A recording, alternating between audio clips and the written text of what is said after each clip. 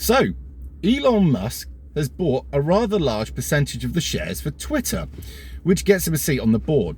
Already, the fact checkers, the real fascists, all right, the ones that actually stop anybody who speaks about anything that they don't like. I mean, they say, one of them in particular, he says that he was leaving because Elon Musk is there. But he also said that we don't stop freedom of speech. We stop bigots, hatred, zealots, come out with all the buzzwords, and said that he was leaving. To which I think he got mocked for that one. I'm not surprised, because throwing your toys out the pram because you can't bully people at will and just have wielding the wand of power, if you like, the you stay, you go kind of thing. Now, I've been on the bitter end of this, so I know exactly what it's like. Basically, I did a video, and the video is in my collection if you want to go have a look at it. It just basically say the one that got me sacked. But basically, because of my thoughts on here, the employer that I was working for at the time sacked me. It just said that your politics are not that of this company. So on you go. And then sent the video on to the agency I was working for to make sure they sacked me. Nice. But anyway, never mind. So now that Elon Musk is there and he'll be going through things like the algorithm and seeing all the dirty little details of that, I think Twitter could be a funny place to be. I mean, it's still going to have huge amounts of leftyism in there, and until he gets to the bottom of it, there'll be fact checkers banning people anyway because they're spiteful, bitter, twisted little blue-haired, probably, I don't know, I could go further, I'm not going to, that'll get me a ban, but you get the idea.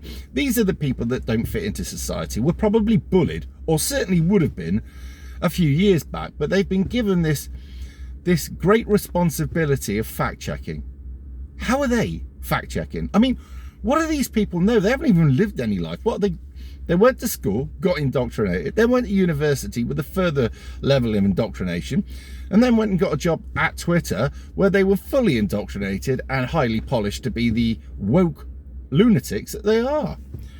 But as I say, I do believe they're going to be leaving now, so it could be an interesting place to be. Now, Getter is to the right. Quite right, I believe. I like the place. And, well, let's be honest, they pushed all the right-wing people off Twitter, didn't they? But wouldn't it be a time now to go back and stir it up a bit? Go and have a laugh. If you mock, I think that'll get you binned off. But at least let them know that you're seeing them throwing their fits and their toys out the pram and everything else.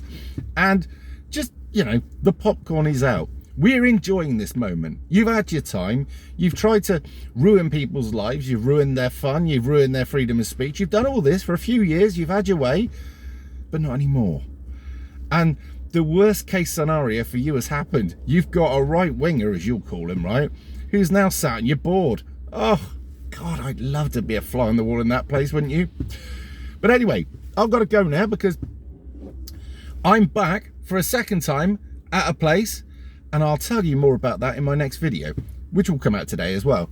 And then also I'm going to ask you some questions about what time would be good for you if I do live streams on different days. So we'll get onto that in a bit. Anyway, wish me luck. Cheers.